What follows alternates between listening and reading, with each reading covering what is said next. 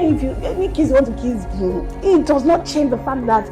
From the world of celebrities, Toyosi Etim-effiong, wife of actor etim-effiong, has silenced critics as she gives her husband the green light to kiss as many ladies as he likes. Recall that a few weeks ago, some fans expressed concerns for the emotional well-being of Toyosi Etim-effiong following her husband's romantic role in a new movie with another actress. The scenes from the new movie recently premiered had featured cozy and touching moments, including the duo sharing a romantic kiss that quickly became a topic of discussion online. In chit-chats with her husband on a show named Transparent Talk Show, Toyosi reacted unbothered about the romantic movie roles her husband shoots on set. According to Toyosi Etim, she said she has been receiving questions from ladies regarding her husband's work and the role he is always assigned to act. She disclosed that a lot of persons have been asking about her feelings and her reactions to it. Replying their question, Toyosi Etim-effiong disclosed that she has no problem with the number of girls her husband kissed on set, noting that he still returns home to her as his beloved wife.